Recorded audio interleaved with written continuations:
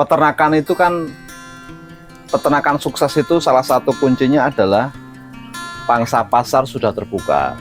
Itu satu poin positif yang harus disyukuri oleh teman-teman peternak. Jadi kadang orang punya barang tapi nggak bisa jual. Nah ini Mas Hendri itu ada permintaan pasar, cuman stoknya nggak ada, barangnya nggak ada. Ya. Nah maka itu perlu disyukuri karena itu poin yang sangat penting untuk menjalankan sebuah usaha. Pasarnya sudah ada. Nah tantangannya kemudian Mas Hendri ini kan bagaimana agar barang ini tersedia, ready stock, permintaan berapapun bisa bisa tercukupi, bisa melayani begitu. Nah maka kemudian butuh percepatan produksi agar semua permintaan itu bisa terlayani. Ada beberapa pilihan yang kemudian bisa dilakukan. Yang pertama menambah indukan. Kemudian yang paling signifikan sebetulnya menggunakan mesin tetas.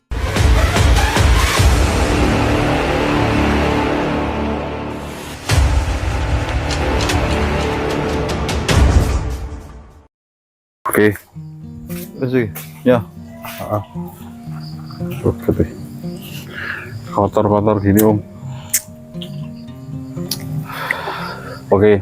Halo, assalamualaikum warahmatullahi wabarakatuh. Ketemu lagi dengan Tom Swe, dan hari ini saya dapat kunjungan dari Bang Rinto. Ini datang ke kandang. Kebetulan pas terang, tadi hujan deras. Sekarang pukul 5 sore, sudah hampir maghrib. Ini saya sudah ngasih makan, terus tadi menjelaskan sedikit terkait kondisi terkini untuk entok-entok di Tom Swe Farm, kondisi kandang. Dan mungkin saya mau tanya sedikit Om, artisnya Om, dengan kondisi seperti ini mungkin saya harus gimana ini? Satu, pertama terkait permintaan di Rambon yang sejauh ini belum terpenuhi semuanya, jadi banyak yang pre-order, tapi saya juga terkendala karena tidak berani ngambil dari luar Om. Terus terang saya lebih baik PO, nunggu kalau mau. Sementara untuk kemitraan saya belum punya lah, bahasanya untuk yang saya titipi wong di sini juga masih kurang. Tapi rencana mau nambah indukan dan memperbaiki keterangan untuk lebih cepat produksi atau memenuhi pesanan. Nah terus menurut Bang Rinto gimana tuh? Kalau memang peternakan itu kan, peternakan sukses itu salah satu kuncinya adalah pangsa pasar sudah terbuka.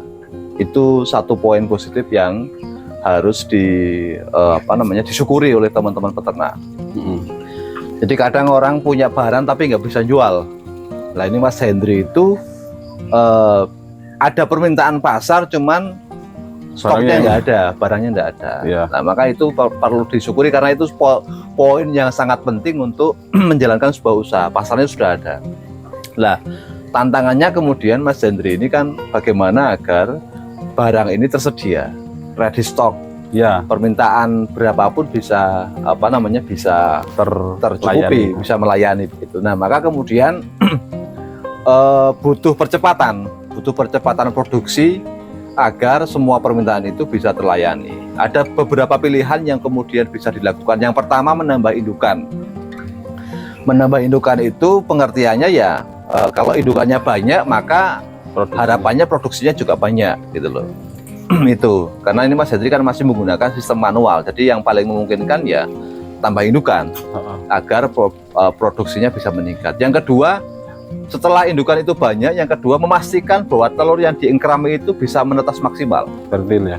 Ya bisa fertil, bisa menetas maksimal. Maka kemudian kuncinya adalah bagaimana menata manajemen petarangan yang bagus agar entok ketika bertelur tidak tubruk-tubrukan, ketika bertelur tidak tunjang-tunjangan, bahkan mungkin pecah dan lain sebagainya.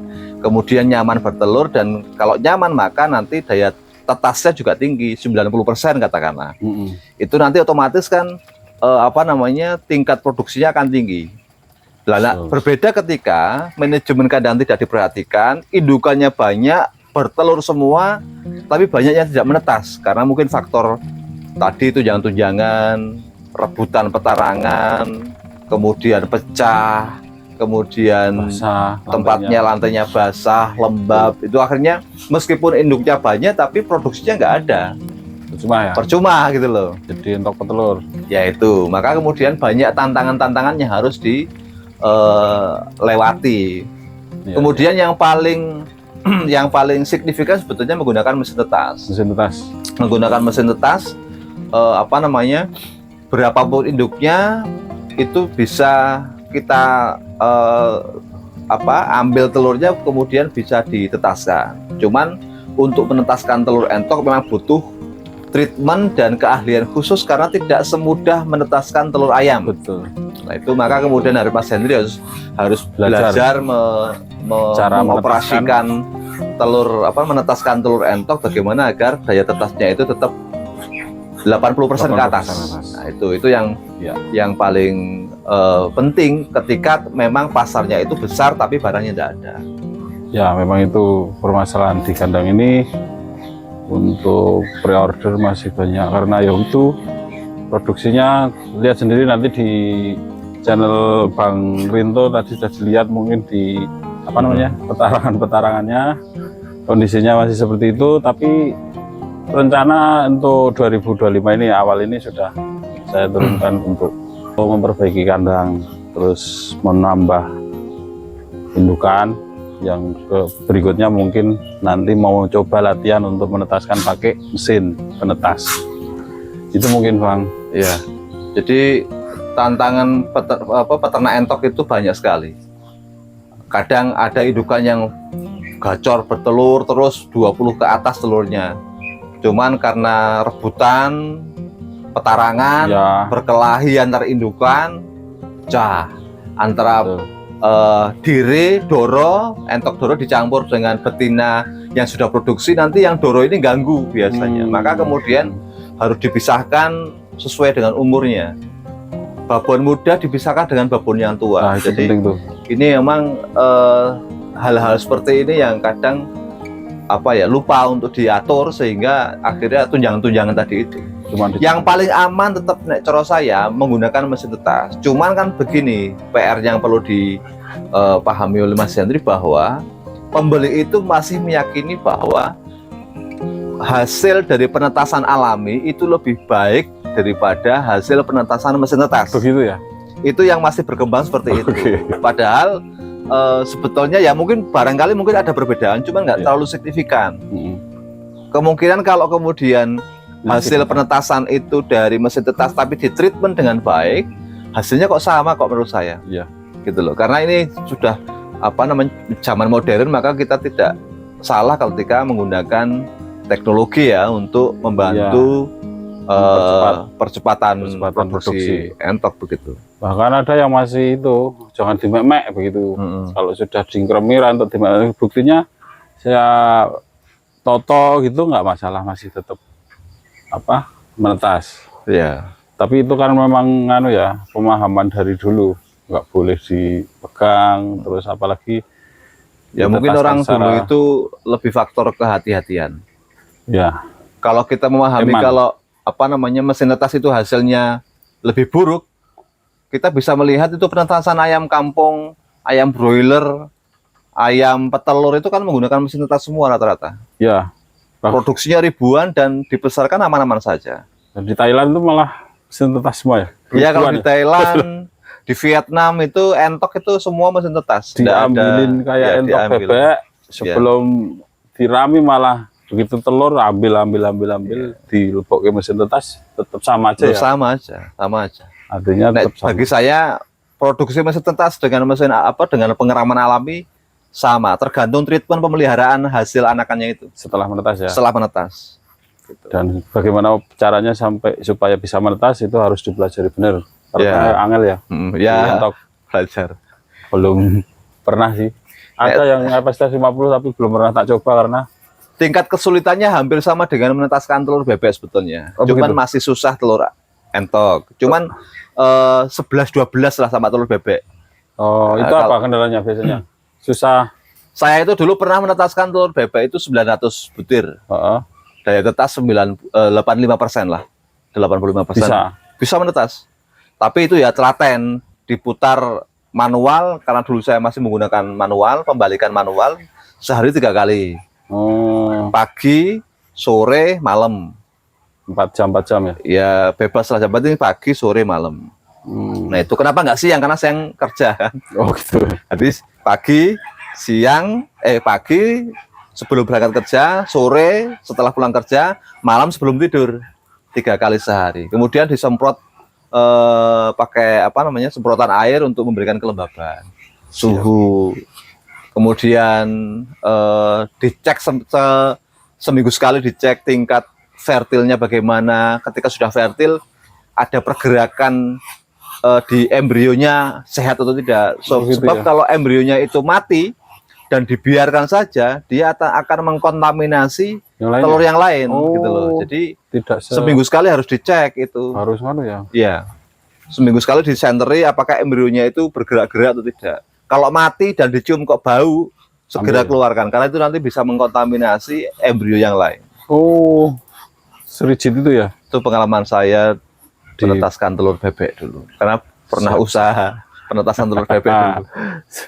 Karena saya fokusnya di breeding. Karena kalau umpamanya saya hanya bertahan seperti ini, Om, tak kasihan juga yang sudah pesan. Sana. 1, 2, yang kedua ya perkembangan saya nggak ada. Nggak ada. Gini- Maka harus gini terus, langkah. harus selangkah lagi. Oke, mungkin gitu Om. Siap. Terima kasih Oke, advice-nya. sama-sama. Terima kasih sudah dikunjungi. Nah, terima kasih Om. Kaget Om.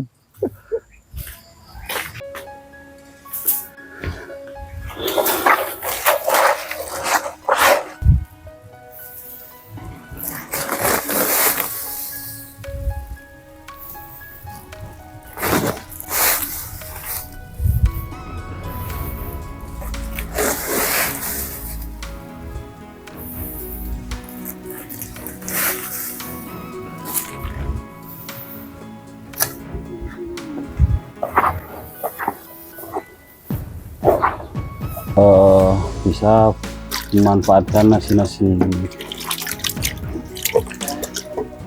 sisa gitu.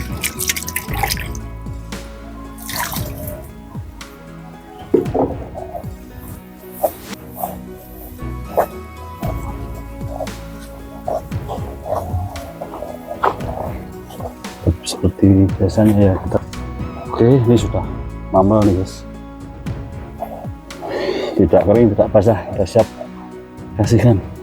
Kedatangan tamu Bang Rinto ini. Bang Rinto datang ke kandang. Lama. Sabar boy. Sabar boy. Belum. Makanya sekarang menggunakan pakan apa ini? Ini hanya yang ganti di dedek Om. Dedeknya ganti polar. Ini sudah agak lama sih treatmentnya sebenarnya. Transisinya dari bekatul ke polar karena produk pabrikan ini mudah dapat. Sudah berapa bulan menggunakan polar? Sudah ada, kalau sebulan sudah ada lebih dari 1 bulan. Ini komposisinya berarti polar, terus nasi aking, terus pur, jagung. Mantap. Ini makannya sekali sehari, cuma sore tok dan dan Ini untuk indukan dan untuk pembesaran juga seperti ini. ya, Atau ada telepon berbeda antara pembesaran dengan kebetulan kalau di sini kan saya segmennya ke breeding Om. Pembesaran juga untuk indukan, nantinya akhirnya saya pemberian treatment yang sama, tidak pakai pakan alternatif. Maksudnya untuk hijauan juga semua saya kasih, kadang-kadang pakai indigo vera kalau pas siang, pagi. Sebenarnya katol sama polar menurut dengan apa perbedaan atau kelebihan masing-masing? Kalau kelebihannya di polar itu untuk mendapatkannya lebih mudah, satu itu. Terus kemudian standar kualitasnya sama. Kalau bekatul kan kadang kita dapat yang kasar, dapat yang halus begitu. Terus kemudian untuk harga saya rasa lebih stabil. Kalau di bekatul kan kadang kalau pas musim panen bisa murah sekali, tapi kalau pas nggak ada panen ya bisa mahal begitu. Cuman kelebihannya itu sih. Polar itu sekarang satu sak itu 187. 187 itu kalau kilonya berarti tidak sampai 4.000 ya, 3.800, 3.400, 3.700. Sementara kalau bekatul sekarang udah masih di 4 sampai 5.000 per kilo. Di apa ya? Mahal tapi stabil ya. Dan gampang dapatnya Gampang dapatnya. di toko-toko unggas, banyak di toko pakan. Coba dijelaskan, ini besar-besar sekali ini. Oke. Ini usia berapa ini? Coba dijelaskan Mas. Ini 2 bulan lebih sedikit. Coba dipegang. Yang ini, Yang itu. ini sama 2 bulan. 2 bulan lebih, Oh. belum 3 bulan tapi. Ini anak sendiri. Ini anaknya ini Sambo.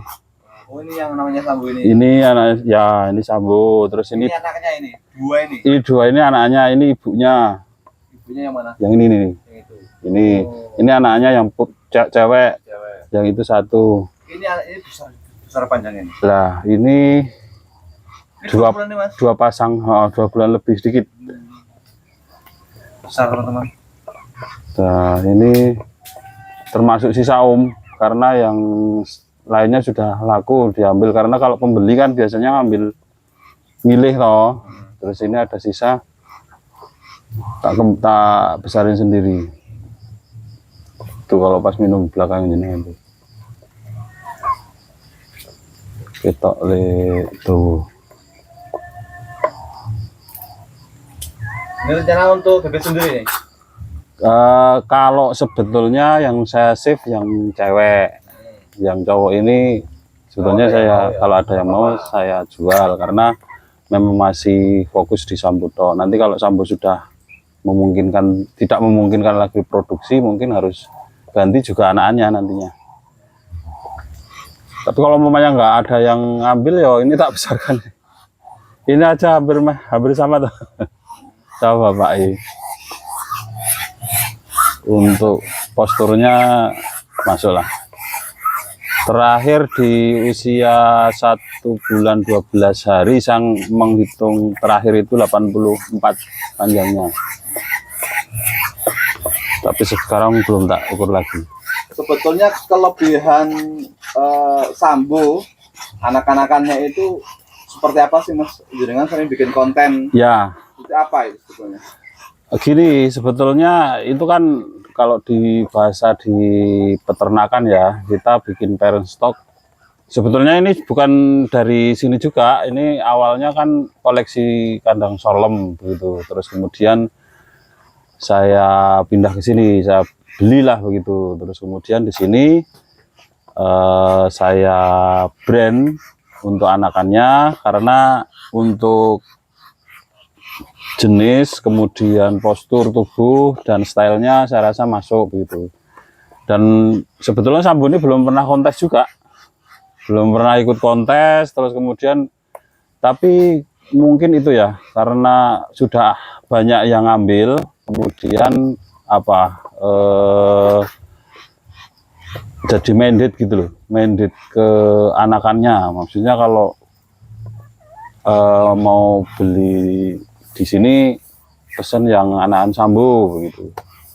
Padahal di tempat lain mungkin ada yang lebih besar juga, mungkin ada, cuman yang sudah minded lah. Itu kekuatan ini Mas, kekuatan di marketing ini kalau menurut saya, di brand dari awal, dan tentu saja dari kualitasnya kali. Dulunya kalau saya masih jual 2 produk anakannya, dan ini yang tersisa bentuknya seperti itu. Makanya saya merasa ketika ada barang, ada wujudnya, terus kita sampaikan, kita lempar ke pasar, kemudian diterima, ya alhamdulillah. Tapi kalau umpamanya beda dari aslinya, itu yang kadang menjadi pertanyaan. Terus kadang ada yang kecewa, gambarnya api ini, tawarnya kita yang tapi bahasan dicekel orang sesuai ekspektasi ya itu. Tapi sekali lagi, kalau yang anakan apapun itu, terus kemudian di jenis apapun itu, sebetulnya paling aman yang sudah segini Om jualnya. Karena mati, stres gitu. nganu apa namanya ya, jaminannya, maksudnya ternyata di treatment pemberian pakan di awal di DOE itu menentukan, bahasanya begini, ketika kita ngambil jumbo yang panjangnya 2 meter sekalipun indukannya, ketika di ngopeni tidak sama dari parent stoknya, itu akan tidak akan tumbuh optimal. Kalau bisa lebih baik dari kandang aslinya mungkin bisa lebih panjang lagi, tapi kadang banyak yang tahunya itu beli karena ini gennya bagus, kasih pakan sekenanya, nanti kalau sudah besar harganya mahal. Itu yang kemudian menjadi apa ya, kadang Bisa besar ya anakannya. selain nggak bisa besar, kemudian yuk jadi kecewa Om. Wah, ternyata orang podo karo sik itu, karena memang di usia DOE itu sangat menentukan menurut saya loh. Ini juga treatment sendiri toh. Ini treatmentnya gimana ini yang anakan yang jantan ini? Itu yang paling pas, yang paling pokok kan selama 1 bulan penuh masih full pour ini. Terus kemudian ada treatment, dikasih suplemen apa namanya, kalsium dan lain-lainnya, untuk supaya tulangannya jadi nggak deprok ya, nggak nganu apa deprok. Terus kemudian ini apa, bulunya nggak turun Om. Oh iya ya. Karena nganu juga nggak kemudian full pour itu menjamin entok itu tumbuh bagus. Kadang malah deprok Satu ya. Deprok, yang kedua bulunya tukul sih Om, jadi sengkleh mengisor apa turun sayapnya. Nah itu kan bukan bulunya sebetulnya, tapi apa, telampi apa ini namanya, sayapnya lah. Nah itu kalau sudah turun nggak bisa pulih. Kalau masih konangan di usia 2 minggu, ini contohnya nih, ini agak rodok rapas, ini kan agak turun nih Om. Ini salah satu contohnya nih, turun sebelah, jadi gitu. Kadang tampilannya jadi kurang menarik ya kalau turun ya. Betul. Terus kemudian menurutku komposisi yang pas sih butuhkan tuh ya, komposisi yang pas. Kelebihan juga nggak bagus juga sih Om. Umpamanya pure pol-polan, terus tekan gue ya malah itu obesitas 1, deprok 2, bulunya turun. Oke, kalau kandang sendiri jenengan menggunakan sistem sekat ini apa kelebihan dan kekurangannya ini? Ya, kalau dari awal memang saya kan karena saya ingin belajar mengamati satu demi satu jenis entok. Terus kemudian untuk jumbo sendiri saya pisahkan dari 2 ini karena permintaan Om. Jadi permintaan untuk anakan sambo umpamanya. Ini nggak nyampur dengan bawor.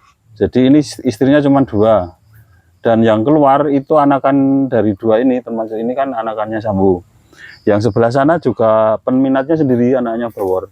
Seperti itu. Jadi untuk sekatan ini memang untuk mengelompokkan ya, untuk memisahkan genetik ya. Betul. Okay. Tidak koloni sekian itu ya. Ya, kalau pertimbangannya juga begini, karena saya jualnya kan agak lumayan mahal di Om.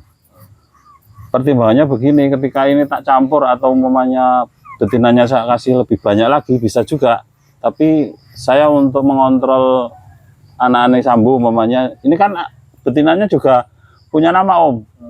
Yang ini yang Serono ini juga dari parent stoknya sana, kandang Sorlem, dia juga mintanya, Anda yang minta anaknya sambo sama Serono, berarti ini sama ini anakannya ini nanti keluarnya sudah dipesan. Memang punya anu sendiri, peminat gitu loh. Nah, nanti kalau sudah mentok, kalau sudah maksudnya sudah bosan gitu, mungkin tak campur nanti. Untuk karena nek didelok posture antara bawor sama sambo nggak jauh-jauh beda, nggak jauh-jauh. Wong terahnya kalau anone bukan terah, namanya jenisnya dari brand Tronton semua, dua-duanya. Kelebihan bawor apa ini? Bisa dijelaskan? Bawor itu bapaknya pernah menang kontes, kalau ini udah pernah menang kontes. Bapaknya tapi belum. Dinjetis juara 1 Pak Putu. Dan kelebihannya di setel depan kalau tronton panjang. Ini tapi karena bulunya rusak Om. Musim penghujan dia caranya malah bocor ya. Wah parah ini. Belum. Tapi ini telurnya sudah mulai besar-besar. Udah yang kedua, kemarin yang pertama masih kecil-kecil Om. Ini mau dari ini yang Rambon. Tak geser ngalor Om. Bisa Om. Udah udan ya tak geser nih.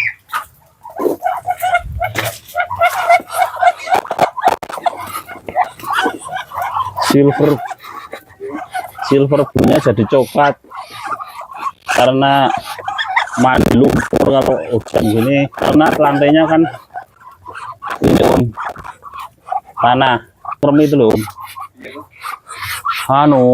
nggak maksimal karena masih kena air kali ya, kurang sini ya, masih netes, cuman apa yang menurutku kurang nyaman aja untuk mereka.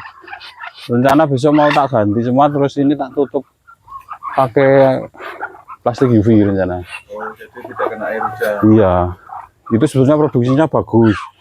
Ya sudah, telurnya masih sama seperti dulu, masih bisa di atas 20 per ekor per indukan. Tapi hanya sayangnya petarangannya, dan saya neteskannya secara manual toh, diingkremi Om, kurang banter le. Sementara pesanannya sudah banyak. Itu kendalanya di situ. Mungkin pakai mesin penetas kali ya, sama nambah indukan. Rencana besok saya mau nambah indukan yang silver blue rambutnya.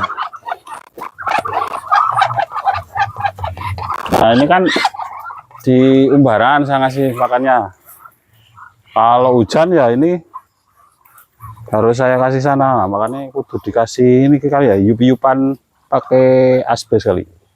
Untuk yang aman jadi dikasih pakai plastik UV semuanya. sama semua itu aman.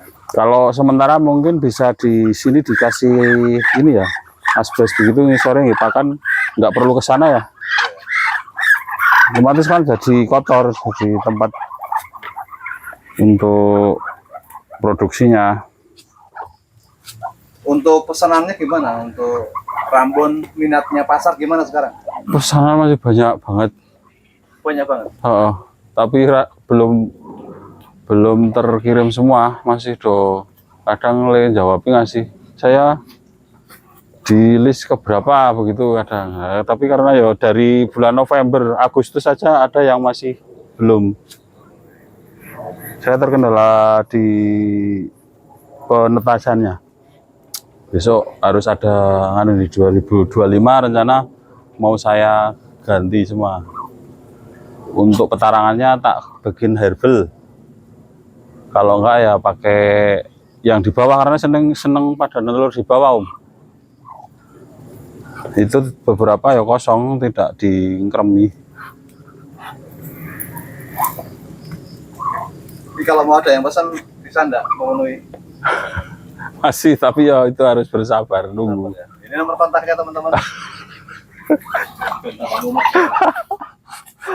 Iya, boleh tapi harus sabar Om.